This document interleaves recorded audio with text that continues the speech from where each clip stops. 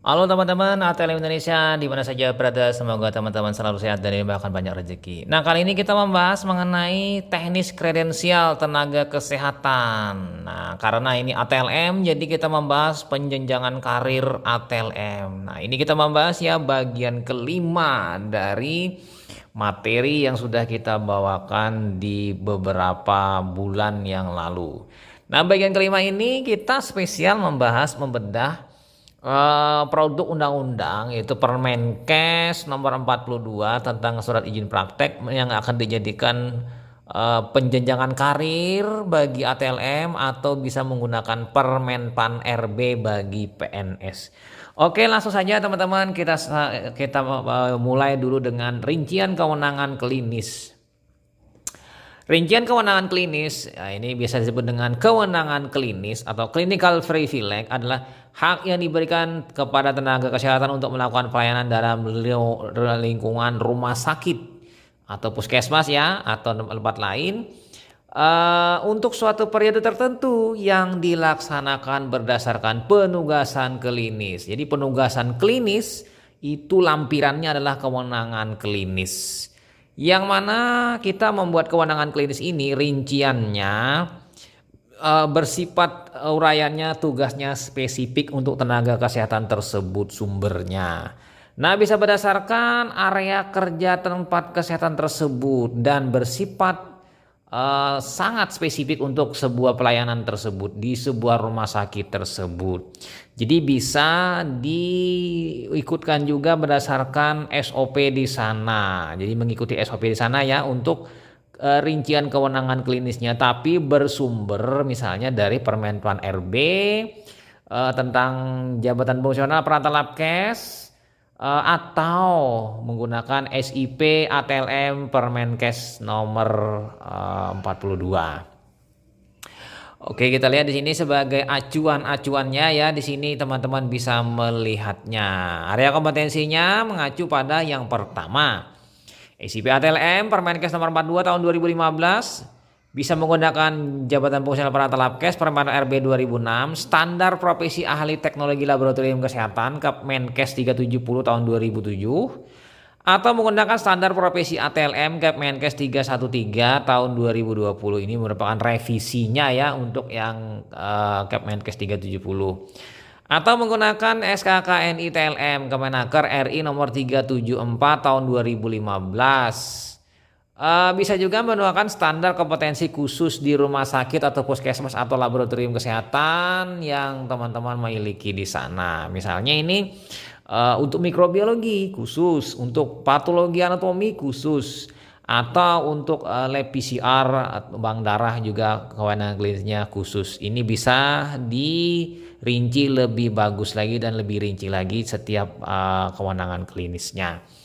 Nah, kita contoh di sini kita melihat dari daftar keterampilan ahli teknologi laboratorium medik. Jadi daftar keterampilannya ini sesuai dengan SKKNI Patelki atau standar profesi ATLM. Ada meliputi pra-analitik, itu misalnya pengambilan spesimen ya. Analitik melakukan pemeriksaan dan pasca analitik ini mengolah data, mengeluarkan hasil verifikasi dan validasi hasil. Oke ya, kita lihat dulu kemampuan levelnya. Level batas kemampuan ATLM dalam bekerja di laboratorium medik kita bagi menjadi 4 tingkat. Pertama, tingkat 1, tingkat 2, tingkat 3, dan tingkat 4. Jadi keterampilannya untuk tingkat 1 mengetahui teori keterampilan, tingkat 2 itu pernah melihat atau didemonstrasikan, tingkat 3 terampil melakukan atau mampu melakukan tapi di bawah supervisi, dan tingkat 4 itu mampu melakukan secara mandiri. Nah, untuk kredensial itu hanya dipakai tingkat 3 dan tingkat 4. Tidak, tingkat 1, tingkat 2 tidak bisa digunakan, dianggap belum kompeten atau tidak kompeten. Jadi seperti itu ya kira-kira teman-teman. Jadi kalau merasakan di sini untuk kredensial yang masuk adalah pengambilan darah vena dan kapiler karena tingkatnya tingkat 4. Kemudian penanganan spesimen feses misalnya itu tingkat 4 ya. Pengambilan dan penanganan spesimen sperma, kemudian pengambilan spesimen dahak sputum, pengambilan spesimen saliva. Ini adalah yang tingkat 4. Tapi kalau tingkat 3-nya kayaknya tidak ada. Tingkat 2 dan tingkat 1 tidak boleh dipakai kecuali melakukan pelatihan secara khusus dengan terbitnya sertifikat kompetensinya, dia telah lulus, misalnya pelatihannya 3 hari, 4 hari atau 2 hari ya. Nah itu bisa dapat ya, anggap misalnya dia itu mendapatkan pelatihan mengambil darah arteri misalnya berapa hari. Nah itu mungkin kalau dia sudah kompeten bisa dilampirkan. Nah ini ada pelatihan khusus. Nah ini ya teman-teman untuk yang analitiknya dan pasca analitiknya. Tadi pra analitik. Oke ya, langsung saja lanjut kita ke langkah-langkah penyusunan rincian kewenangan klinis menggunakan referensi apa saja. Nah kita bisa menggunakan referensi SKKNI ya, Permenkes, SIP, SIK, standar kompetensi OV ya. Nah, contohnya di sini kita ngambil Permenkes SIP. Surat izin praktek, lalu kita ambil di bab 3, penyelenggaraan praktek ATLM. Bab 3 di pasal 14 ayat 1 dan ayat 2, terampil dan ahli. Nah, kita lihat di sini ini adalah yang terampil. Di sini ada A sampai L. Nah, ini diambil semua, dicomot. Lalu teman-teman pecah masing-masing hingga akan mendapatkan nanti kurang lebih 32 kewenangan klinis dari pemecahan. Misalnya yang nomor 1 itu sudah oke. Yang B ini bisa dipecah. Melakukan pengambilan, melakukan penanganan ya. Kemudian ya kan di situ ada yang darah, ada yang cairan tubuh dan jaringan. Berarti di sini bisa menjadi 4 atau menjadi 6 ya. Untuk kewenangan klinis yang didapatkan ya. Oke, yang C misalnya mempersiapkan 1, 2 memilih, 3 menguji ya bahan reagensia. Jadi dapat 3 kewenangan klinis. Nah, ini teman-teman diuraikan saja sampai seurai-urainya, kurang lebih dapat 32 sampai 35 kewenangan klinis, nanti tergantung ya. Setelah itu diuraikan, nanti comotan yang ini kita uraikan lagi. Ini contohnya ya, yang tadi kita ambil lalu kita pecah menjadi 32 uraian kewenangan klinis. Teman-teman bisa melihatnya pada sebelah ya, yang di sebelah itu KUK-nya, kriteria unjuk kerjanya ada 32 kewenangan klinis yang bisa diambil dari Permenkes SIP ATLM ini. Ya teman-teman bisa menggunakan ini atau menggunakan Permenpan RB untuk PNS. Ya kan?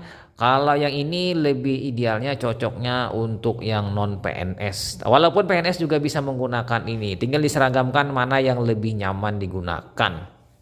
Nah, dari 32 KUK ini lalu nanti rincian kewenangan klinisnya lebih rinci bisa dibuat teman-teman dengan contoh seperti ini ya.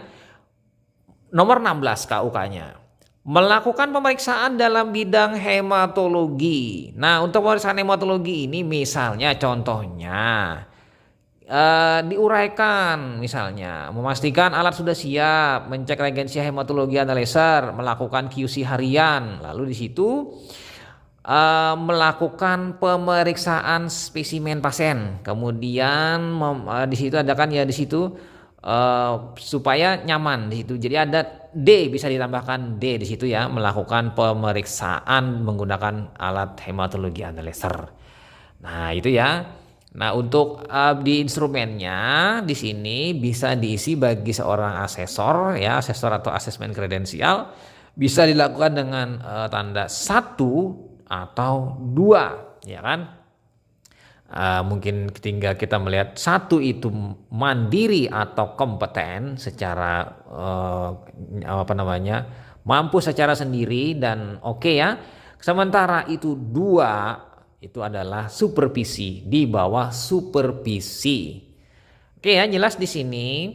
Nah, kemudian lagi untuk selanjutnya kita masuk ke yang kedua yaitu diplomat 4 ke atas. Kewenangan klinisnya itu bisa didapat dengan cara menambahkan kewenangan klinis milik diplomat 3 ditambah dengan yang ayat 2 kewenangan klinisnya. Jadi kalau digabungkan D4 itu memiliki sebanyak 65 kewenangan klinis yang didapat dari D3 dan D4. D3 dapat 32, sisanya dari D4 berdasarkan Permenkes ini ya. Nah, untuk kewenangan klinis khusus dapat saja ditambahkan sesuai dengan keperluan jenis laboratorium. Namun kewenangan klinis ini ya teman-teman tidak bisa juga kita mengklaim semuanya. Belum tentu semuanya kita melakukan pemeriksaan. Jadi dipilah saja ya dari 65 ini misalnya kita sanggup cuma misalnya 40 atau 35 saja atau mungkin sekitar 50 saja kewenangan klinis. Tergantung nanti ya teman-teman. Jadi jangan semuanya mungkin diambil sebanyak 65 karena mungkin kita bekerja tidak hanya bekerja di lab klinik ya, mungkin di sini ada juga yang kewenangannya ke toksikologi, sitologi. Nah, ini kan tidak mungkin kita bekerja di situ secara langsung gabungan ya. Nah, kemudian lagi di sini pastinya perlunya penjenjangan karir ATLM dalam kredensial sesuai jabatan fungsional Pranata Labkes. Ini acuannya teman-teman sebagai contoh acuan. Jadi teman-teman bisa membuat penjenjangan karir. Penjenjangan karir pada prinsipnya sebanyak 4 ya, bisa 4. Nah, penjenjangan karir 1 itu misalnya pada PLK pelaksana pemula, ini jabatan fungsional Permenpan RB, 2A, 2B ya. Sementara jenjang karir 2 itu pelaksana 2C, 2D. Jenjang karir 3 itu pelaksana lanjutan ya 3A, 3B. Sementara jenjang karir 4 PLK penyelia itu 3C, 3D. Dan jenjang karir untuk ahli karir 1 PLK pertama 3A, 3B. Jenjang karir 2 PLK muda 3C, 3D. Jenjang karir 3 PLK Madya 4A, 4B, 4C. Nah, di sini yang jadi pertanyaan nanti ya di sini, bagaimana di sebuah rumah sakit baru saja memulai kredensial ya kan, sementara dia pangkatnya sudah tinggi, misalnya dia sudah 3A PLK jenjang karir terampil. Apakah dia mendapat jenjang karir 3? Nah, kemungkinan itu tergantung nanti pada saat dia mampu menjawab ya pertanyaannya. Tapi kalau dia permulaan kredensial berarti dia jenjang karirnya masih 1. Ya, bisa juga nanti dia bisa naik pada saat misalnya menambah lagi kompetensinya, dia bisa mengajukan kredensial ulang untuk masuk ke jenjang karir selanjutnya.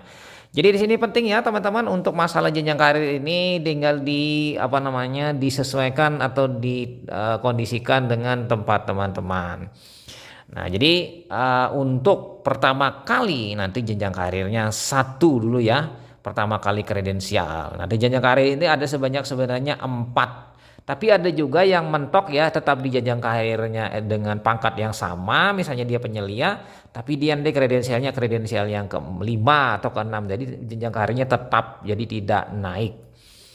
Nah, sementara ini jenjang karir itu menurut Permenkes 42 SIPTLM yang saya bagikan sebagai berikut. Jenjang karir 1, 2, 3, 4. Untuk 1 itu pemula, 2A, 2, kemudian 2B.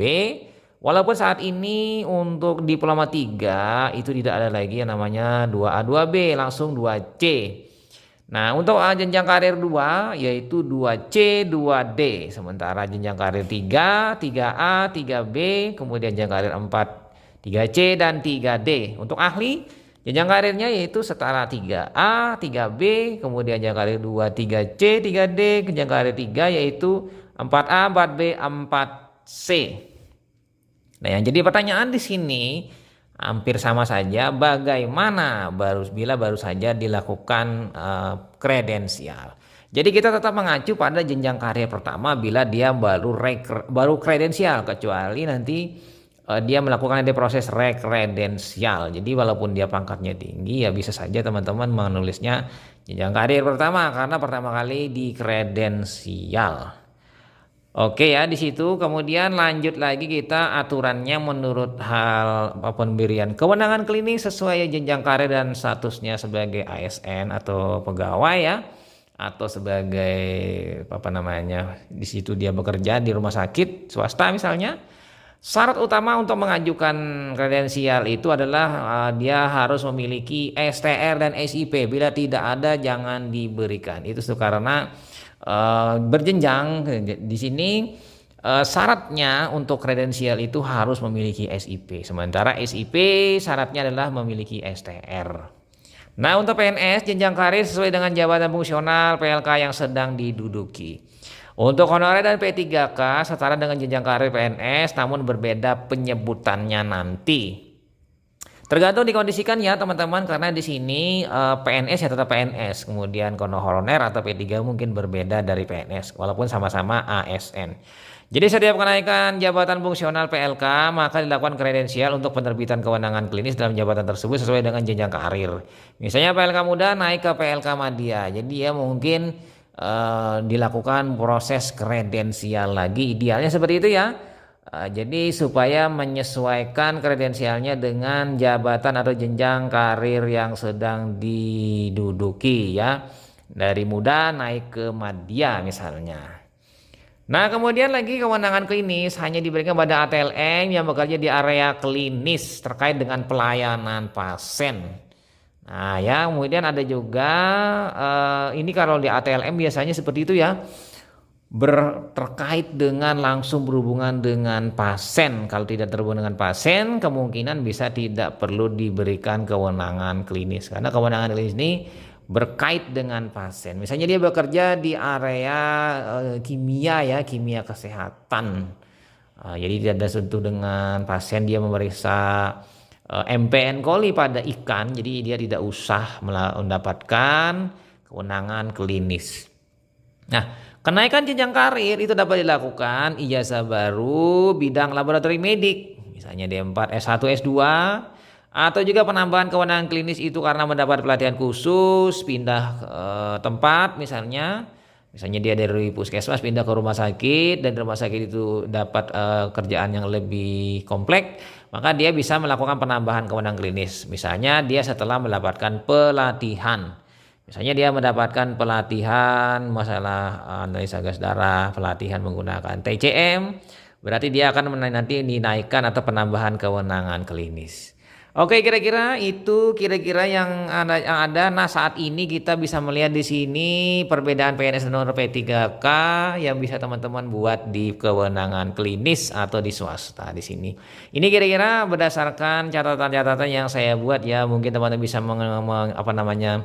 bisa mencontohnya atau mengikutinya atau berbeda, jadi tidak perlu diperdebatkan ya.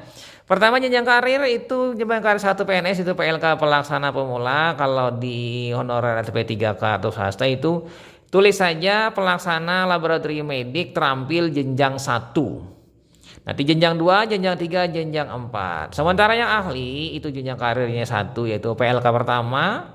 Kalau di honorer itu pelaksana laboratorium medik ahli ya, ahli di sini jenjang 1. Nanti ada jenjang 2, jenjang 3. Nah, untuk PLK pertama bisa juga seperti itu nanti ya. Oke ya. Nah, kira-kira itu lalu kita pindah ke contoh jenjang karir ATLM berdasarkan SIP ATLM. Ini plus minusnya dan bisa disetarakan atau ditambahkan atau dikurangi. Tergantung nanti di mana di area dia melakukan pelayanan. Contoh pertama di sini yaitu dia memiliki 15 keahlian di sini berdasarkan jenjang karirnya. Mempersiapkan pasien untuk pemeriksaan lab, melakukan pengambilan spesimen, melakukan penanganan spesimen darah, melakukan penanganan cairan tubuh jaringan, persiapan kualitas bahan reagen, memilih kualitas bahan reagen, menguji ya, mempersiapkan alat laboratorium, memilih alat laboratorium ya. Di sini tujuannya untuk pemeriksaan lab, menggunakan alat laboratorium untuk pemeriksaan lab, memelihara alat laboratorium, mengkalibrasi alat laboratorium, lalu menangani secara sederhana alat laboratorium. Membuat laporan hasil pemeriksaan, melaksanakan kegiatan kesehatan, keselamatan kerja di lab. Jadi K3 lab ya. Nah, ini kira-kira untuk yang pelaksana. Nah, kemudian lalu kita lihat di sini jenjang karir yang ketiga, misalnya PLK ahli madya. Misalnya di sini ada dia 9 ya.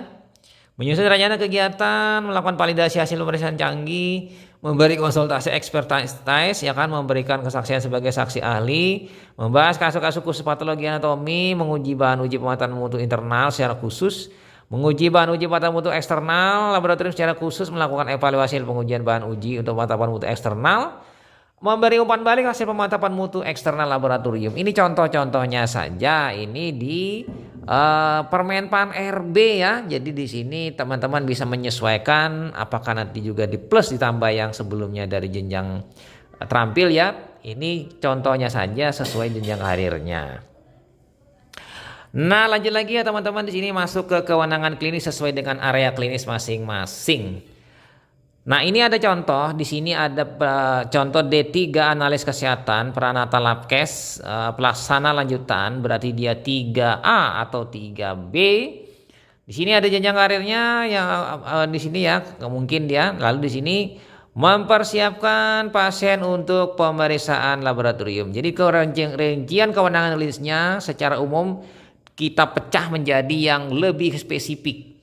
Misalnya mempersiapkan pasien untuk pemeriksaan laboratorium, yaitu mempersiapkan pasien sesuai identitas. 1. Mempersiapkan alat dan reagensia pada proses peranalitik. Kemudian melakukan pelabelan tempat spesimen, mempersiapkan pengambilan spesimen sesuai dengan permintaan klinisi. Menjelaskan hal-hal yang terkait dengan kondisi yang mempengaruhi pemeriksaan. Ini adalah yang pertama. Kemudian yang kedua warna merah dan ketiga warna biru, teman-teman bisa melihatnya. Yang kedua, melakukan penanganan spesimen darah. Apa saja yang dilakukan dalam penanganan spesimen darah dirincikan. Pertama, melakukan pemisahan spesimen darah sesuai dengan bidangnya. Hematologi kirim, kimia klinik, imunologi dan parasitologi. 1. Yang kedua, mengirim spesimen sesuai bidangnya. Jadi dipisahkan ya, yang mana yang serum, mana yang untuk plasma, mana yang untuk darah whole blood, darah rutin. Yang ketiga, melakukan penanganan spesimen darah menjadi plasma. Jadi membuat plasma. Melakukan penanganan spesimen darah itu menjadi serum, jadi membuat serum. Lalu mendeteksi kerusakan atau kelainan spesimen darah, misalnya hemolisis, lipemik, beku dan kurang. Jadi ini ada penolakan nanti. Jadi melakukan penolakan terhadap spesimen yang tidak sesuai untuk kebutuhan tiap pemeriksaan yang berbeda-beda ya. Yang selanjutnya melakukan penyimpanan spesimen. Nah, itu ya. Sementara yang selanjutnya yang biru ini yaitu melakukan penanganan cairan dan jaringan tubuh lainnya. Ini bisa dipisah kewenangannya, bisa melakukan penanganan pada cairan saja, cairan tubuh, yang satunya jaringan. Jaringan ini maksudnya ke PA ya larinya.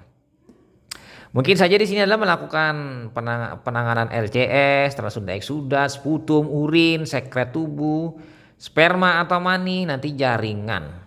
Nah, kira-kira itu ya, kira-kira untuk kewenangan klinis nanti yang akan lebih rinci lagi, yang sudah spesifik. Nah, lalu di sini ada yang namanya selanjutnya adalah form self assessment ATLM. Asesmen ini bisa lebih rinci lagi diolahnya supaya lebih spesifik ya teman-teman di sini, jadi nyaman untuk proses nanti perincian kewenangan klinisnya. Jadi ya di sini ada contoh-contohnya self assessment yang untuk diploma 4 atau diploma 3 ya, atau yang setara. Nah, kita lanjut di sini. Form self assessment diisi oleh si asesinya, pesertanya. Dia misalnya di sini pada saat di sini dia mempersiapkan pasien untuk pemeriksaan laboratorium. Saya bisa mampu secara sendiri mandiri, berarti pilih mandiri. Melakukan pengambilan spesimen darah. Saya mampu mandiri, ambil mandiri. Melakukan penanganan spesimen darah, jadi saya mampu situ. Seandainya tidak mampu secara penuh, lalu pilihlah supervisi. Ya. Jadi supervisi, kalau memang tidak mampu sama sekali, ya sudah pilih yang nomor 3. Misalnya melakukan pemeriksaan dalam bidang sitologi. Jadi dia ngambil 3, dicoret, dia pilih tidak mandiri, berarti tidak kompeten. Lalu tim penilai memberi angka 1 disetujui berwenang penuh, 2 di supervisi, 3 tidak disetujui atau karena belum kompeten. Nah, untuk teman-teman di sini bisa melihat pelaksanaan asesmennya secara sederhana ya teman-teman, sesuai KUK-nya, kriteria unjuk kerjanya. Misalnya melakukan pemeriksaan di bidang kimia klinik. Jadi pesertanya dulu disuruh mengerjakan soal ya, soal yang esai, pertanyaan ya, bisa teman-teman kerjakan mereka masing-masing. Setelah itu nanti mereka mungkin disuruh melakukan praktek pemeriksaan, misalnya menggunakan alat hematologi analyzer ya. Bisa saja kita menggunakan instrumen atau bisa juga disimulasikan praktik untuk melakukan pengambilan darah kapiler, bisa saja, atau langsung memang benar-benar prakteknya langsung dengan pasien di saat sedang bekerja, di sela-sela bekerja bisa dilakukan asesmen terhadap mereka. Nah, bisa menggunakan demonstrasi checklist, lisan, tertulis. Di sini ada pertanyaan-pertanyaan pendukung pengetahuan terkait kompetensi. Nah, jadi di sini misalnya langsung dengan lisan bisa saja berhadapan. Nanti jawabannya apakah sesuai dengan kriteria indikator untuk jawabannya. Kalau sama ya oke ya, berarti tulis saja sesuai dengan indikator, lalu pilihlah kompeten. Apabila tidak sesuai maka pilihlah tidak kompeten atau belum kompeten. Nah, untuk esai yang tertulis di sini teman-teman bisa membuat soalnya sesuai dengan bidangnya masing-masing. Misalnya ada 1 atau 2 soal dan pastinya ada kunci jawabannya untuk mencocokkan jawaban yang diberikan oleh asesi. Ya, kira-kira itu ya. Lalu terakhir sebagai penutup untuk form kewenangan klinis bisa teman-teman buat di sini. Ini adalah contohnya. Masa berlakunya tinggal ditulis tanggal berapa, bulan berapa sampai dengan tanggal berapa, bulan berapa di tahun 3 tahun maju ya. Kalau kewenangan klinisnya diterbitkan umurnya kurang lebih 3 tahun dan bisa diperpanjang lagi. Nah, ini contohnya teman-teman di sini rincian kewenangan klinisnya. Jadi di situ ada tingkat kewenangan, ada mandiri, ada supervisi. Karena keduanya ini dianggap mampu kompeten. Karena kalau misalnya di luar dari ini, misalnya levelnya 1 atau 2 itu dianggap belum atau tidak kompetensi, tidak kompeten ya. Oke, jadi ini kira-kira dan pastinya teman-teman bisa mengotak-atik rincian kewenangan klinis ini disesuaikan dengan laboratoriumnya dan akan berbeda ya apabila laboratorium tersebut laboratorium mikrobiologi, laboratorium patologi anatomi atau bank darah atau UDD ya, UDD rumah sakit. Nah, yang paling nyaman itu membuat kerincian kewenangan klinis untuk laboratorium patologi klinik. Oke, kira-kira itu saja teman-teman materi kita tentang penjenjangan karir. Semoga memberikan pencerahan bagi teman-teman dan mungkin bisa saja berbeda di tiap daerah atau tiap rumah sakit mengenai penjenjangan karir ini. Nah, ini merupakan upaya saya untuk memberikan penerangan kepada teman-teman yang dalam proses mengkredensial dan bingung mengenai penjenjangan karir. Jadi dalam kredensial itu pastinya ya penjenjangan karir itu yang paling nomor 1 diolah dulu sebagai pedoman dalam kredensial. Oke, sampai jumpa di video selanjutnya. Saya Marley pamit, sampai jumpa. Bye.